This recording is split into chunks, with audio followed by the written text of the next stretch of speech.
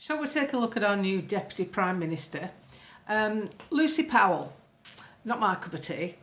She was the leader of the House for the Labour Party, but Keir Starmer sacked her. It must have been quite a big deal because he actually took the trouble to ring her up and sack her himself. Hello, Lucy, you're down the road. So she got sacked. Why? We don't really know why. Obviously unsuitable, they preferred somebody else. And then suddenly she's back. It's not that long since he sacked her, so why is she back? Who's controlling Keir Starmer? Who's making it more left-wing?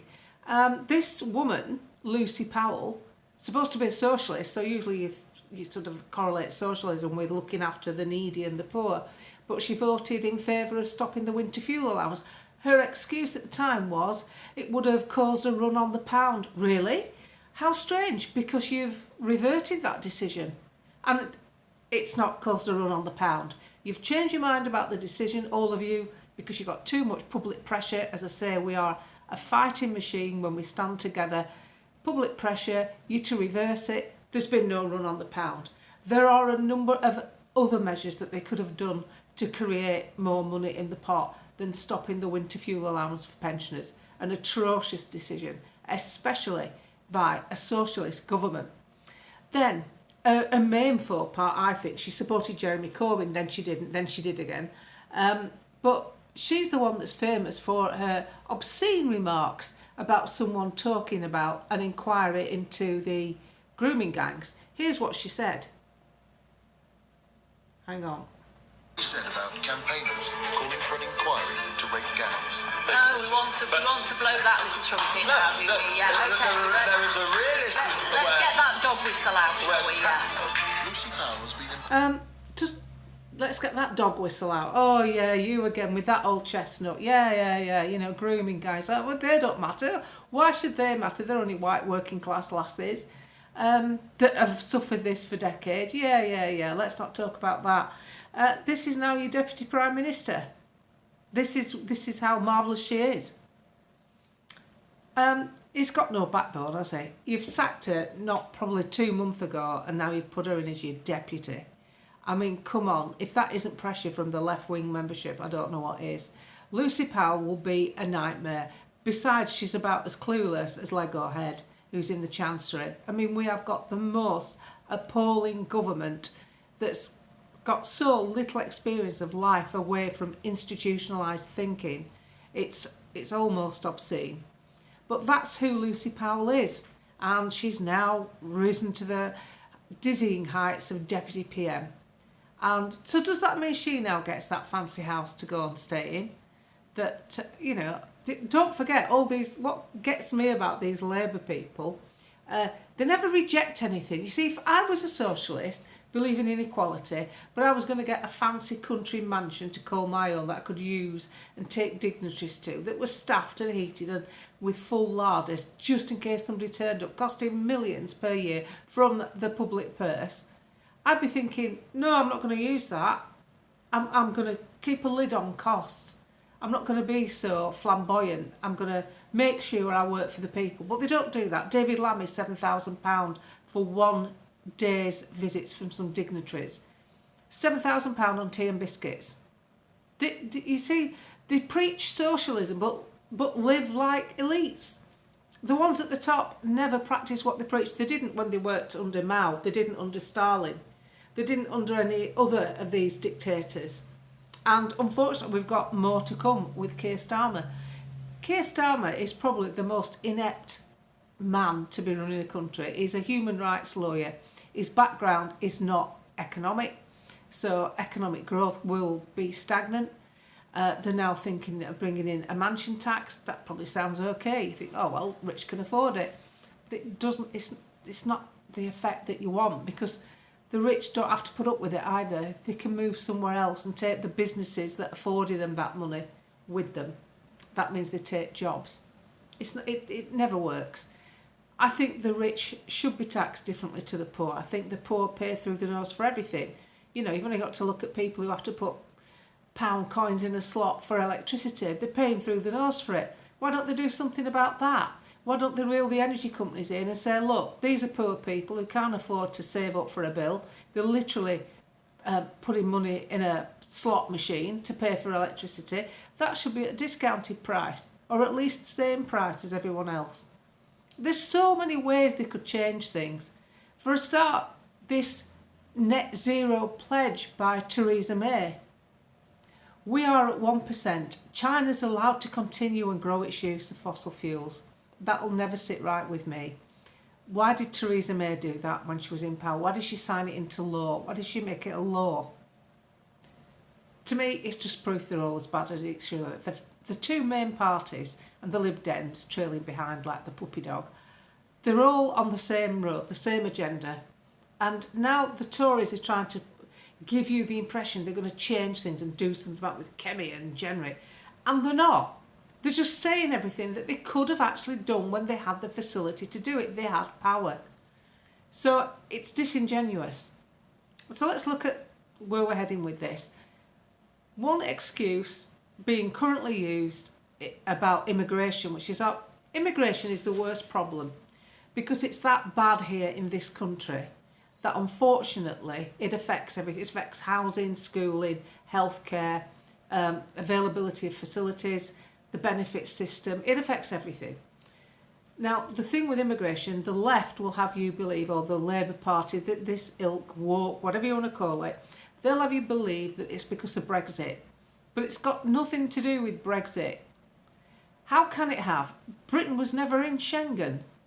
We were in the EU, but Schengen was different. Schengen was for the mainland, so that you could move from France to Germany or Germany to Austria without crossing a border. I've done it hundreds of times. But we were never in Schengen. You had to show your passport leaving Britain. You had to show it to get back in. It's always been the same. So the influx of little boats was nothing to do with Brexit. What it was to do with, in 2016, when the Brexit vote was due, which was June, earlier that year, round the Channel Tunnel, because of the massive influx of people living in tents along the northern seaboard, the locals decided to do something about it. The local authority, along with the Channel Tunnel, if you've ever been to the Channel Tunnel, there's a lot of flyovers to get to it, and underneath is marshland. They flooded it. They flooded the marshland so they could no longer pitch tents there. It's now like a wildlife reserve. There's swans and ducks and egrets and all sorts kicking around there. It's actually quite nice. They've done a good job of it. And they've increased security at the ports and the Channel Tunnel. So it's not just as easy as it was to get on the boats and get on the trucks. It's easier to get in a dinghy. Now, a lot of people think that these human traffickers are some sort of genius entrepreneurs that have seized a marketplace. But there's another school of thought that thinks there are some pretty evil characters behind this, and there's one name that often crops up when this is discussed, which is Soros.